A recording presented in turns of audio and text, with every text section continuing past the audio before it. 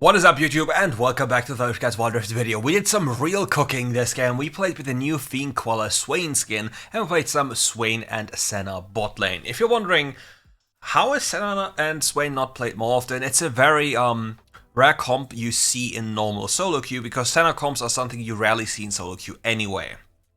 Most of the time you see a Senna that just runs it down, and you get really angry at her, which is, well, to be fair, understandable. However, when we play Swain, or rather play Swain with Senna, it's a very interesting combination because we have a lot of sustain and extra damage. Also for the runes we have something quite interesting.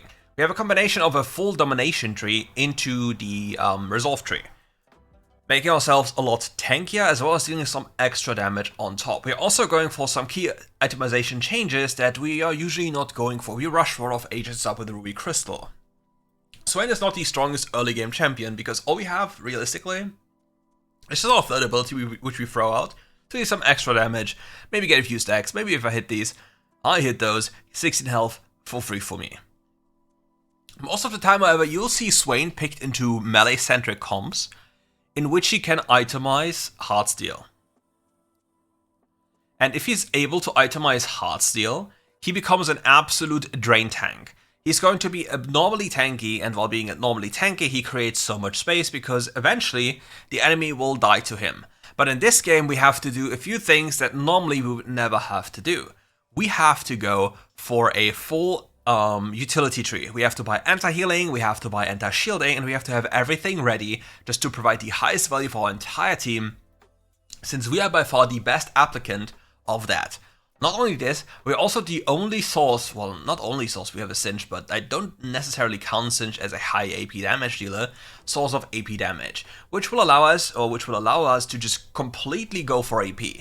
The more AP we stack, the better we become, and since we're rushing Rod of Ages, we'll have a decent amount of AP through this build. So we have Rod of Ages, we have defensive boots, in this game plated steel caps, then we'll go for the anti-healing orb, on top of the anti-shielding item, and then we'll go for Rabadon. Kind of a few items that we need to be functional, but it is what it is. And here we are fighting again against Seraphine and Samira. And if you're wondering, why does he have Perseverance? If I get all in by the enemy team, it will most likely be by the enemy CC of, for example, Seraphine ult, Seraphine slow, or the root, Karma, Tether of their second ability, which then turns into a root, and they all provide me with a lot of extra magic resist and armor. So, as a consequence, I will not need to itemize magic resist, because most of the time if I get hit by their spells, it will be by CC, and therefore I will just gain some free magic resist anyway. Well, that doesn't work against our champions. Poor you, you just nearly died. And now we have dealt with the biggest thing ever, the Catalyst, which means we don't have any mana problems anymore. Buying this item removes every single bit of problems when it comes to mana in this lane, so now we can actually just spam spells and just not care.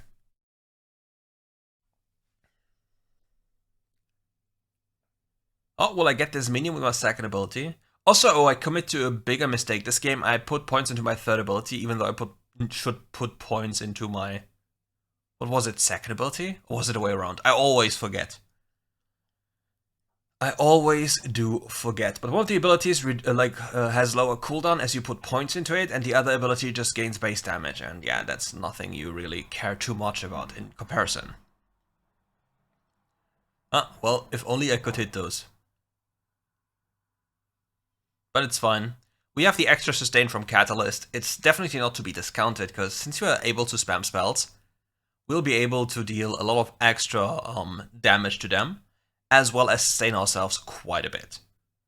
However, we still have to keep in mind they deal a good amount of damage, and ideally we just reset after the next wave since we have Rod of Ages, because there's not much we can do about the wave state, and Olaf is also here, so we just don't necessarily care about what they're doing. Luckily, Samira is an absolute griefer by pushing this wave back. There was even a 4-man rotation happening. Khan was already on the move as well, so we are very happy that we didn't stay and didn't go for a push or just show ourselves even further up.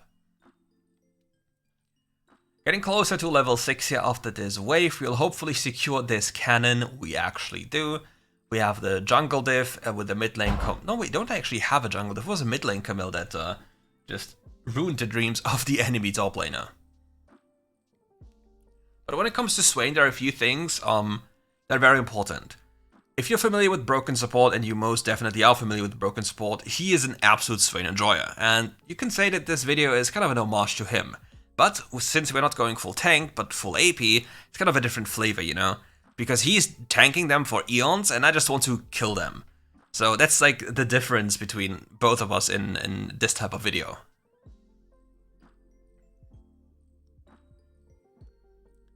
I think now they commit to a very bad mistake. They go in for an all-in, I pop my ultimate, Samira ults in as well, but Senna also is a little bit too tanky, and now the hunt down, well, you just don't all-in into Swain and Senna if you're not strong enough.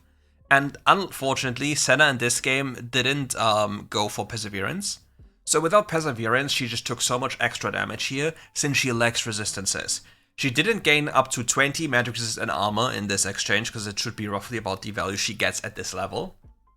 So they just deal a lot of extra damage to her. Mr. Olaf comes around the corner.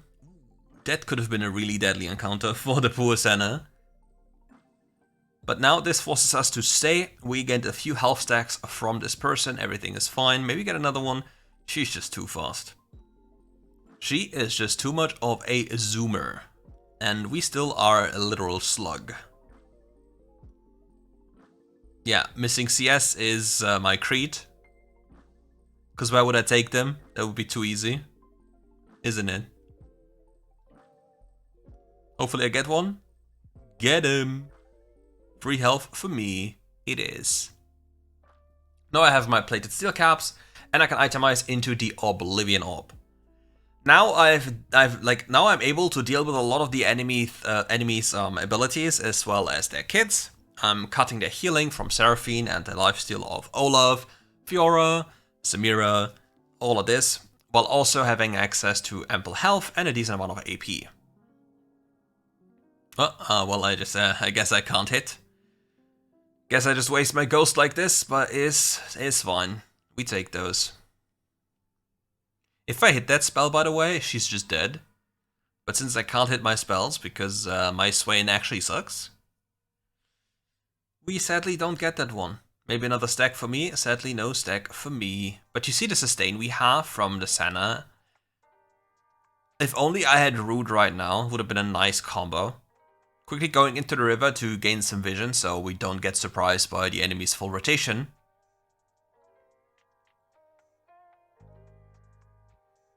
And we are scaling with Lord of Ages. We are getting closer and closer to the critical mass.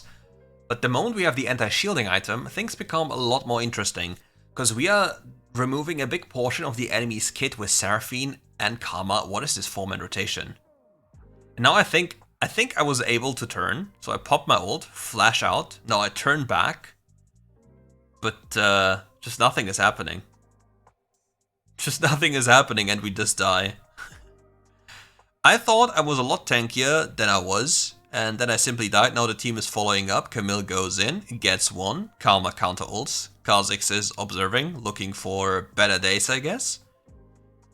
Okay, picks up the fruit, and now he jumps it. Yeah, that's definitely a top 10 how to not play Kha'Zix. And he gets a kill. That's the funniest thing, that he gets a kill for all this interesting behavior. Let's put it this way, yeah? And by the way, how hyped are you, Familiar?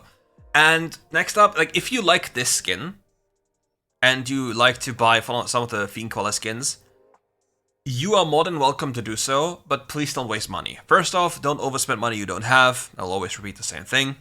I think it's very important when I advertise this in any way. Only spend money you have, and if you don't want to spend too much, take a look at the description below. There's a link to cheaper skins and cheaper wildcards, so you can actually gacha without spending your kidney on it. And don't forget, use code KIRKS10.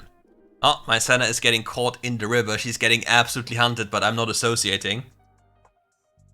Well, you are just a goner. No, no, I can't. I'm so bad at dragging Swain's second ability like super fast. And now the Kha'Zix comes here to take away my stuff, but he fails. That is mine now, you little piggy.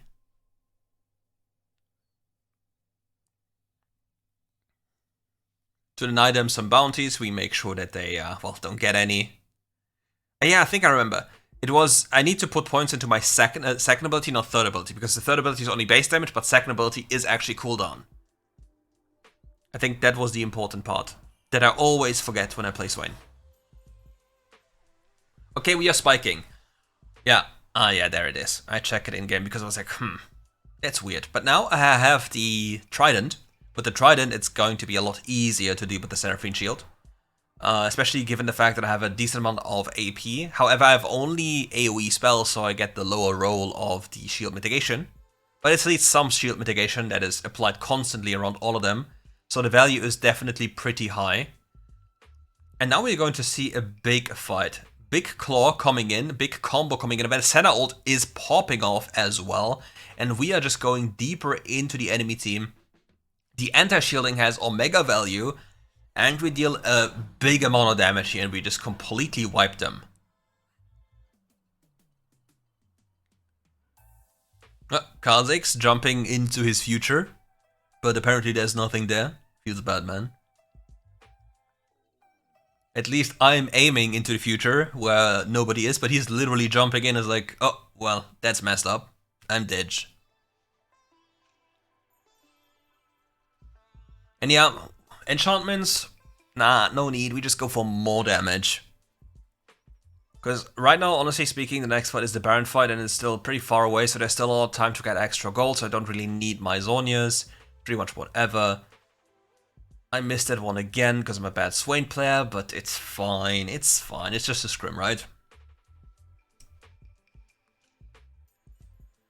The ward clearing system here, and we just need to get some farm in the side wave, and somebody should definitely want to clear mid wave for the next incoming wave, so they don't have easy access to the mid lane tower, because that would actually be quite problematic. I want another wave to be mine. They don't have the primary actors that are a real threat to me, so this is fine for me to be here. They also appear to be there with all their power, and since I'm Swain, I cannot really, you know, go split push that much. Didn't think they would actually commit for such a deep play, so I could have pushed one more wave. But now, fortunately, since the enemy is a little bunch of griefers we see with the Olaf is trying to get some more extra value from the push. Meanwhile, Kha'Zix was pushing mid. And now my job is to hunt down the Olaf. You are mine. I will claim your life, you just don't know it yet. So we pop the ghost and we walk after him. He turns around to slow smite me in a second, I think if I remember correctly. No, slow smited. But we keep on ghosting. You will not escape. My second ability is coming up. I see everyone on the minimap. You are not escaping. However, sadly, I don't really deal too much damage right now, so I just rather pop ult to be safe, because otherwise this could have been really close. And now we have easy access to the Nasher. Look at this ultimate. It looks so nice. I really like the Swain skin. Looks really cool. What is Mr. Singe doing? The super race car. Why is Seraphine ulting me? I think it was autocast on somebody in front of me, and yeah, things print pretty bad. Camille picks up a kill in the backline, and we'll just make our best way to the Baron. We'll secure that one. Ping the bot lane tower so we don't lose too much. Hopefully somebody goes eventually. Apparently nobody wants to go. Fair enough. And now I can just push one more wave top, and then I have my Rabadons in base, and I think I have my QSS as well. I think I have both if I push this wave. If I'm not mistaken.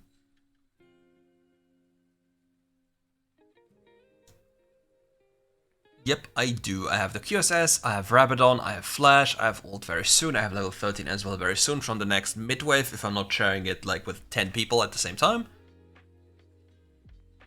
So it's time to waltz down mid lane to completely annihilate them while the Camille is hopefully preparing side lane.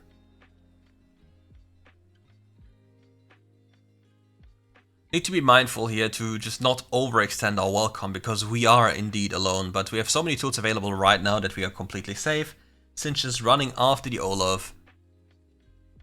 And we'll just be looking for a few Ravens that we can hit to gain more stats for free.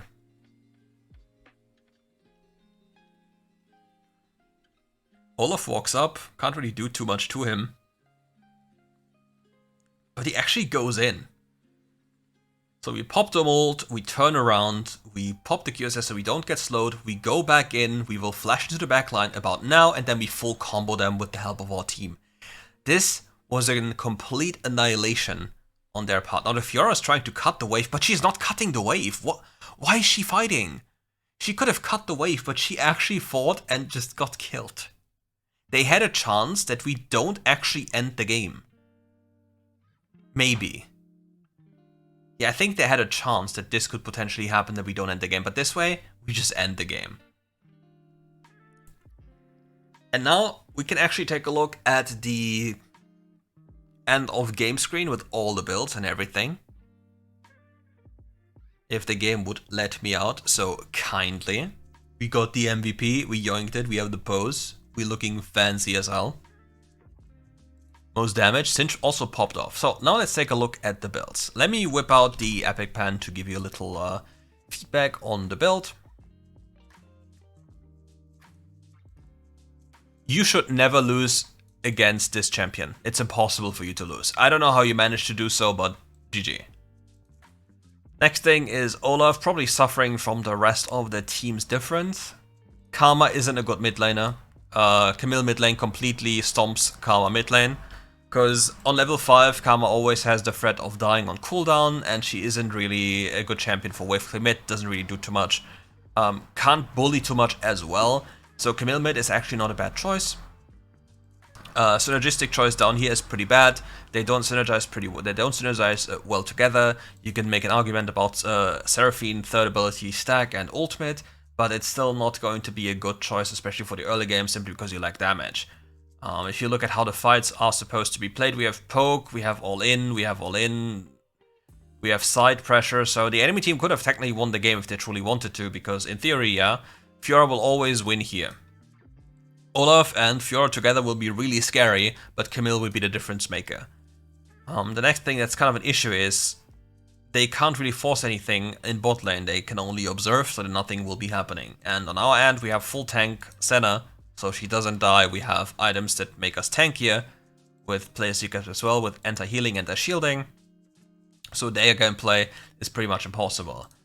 Camille sadly doesn't have Sundered Sky yet, which would be very potent for this game, making her borderline invulnerable.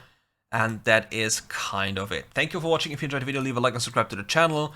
And come back for more RiftGuides content very soon. Take care. Bye bye.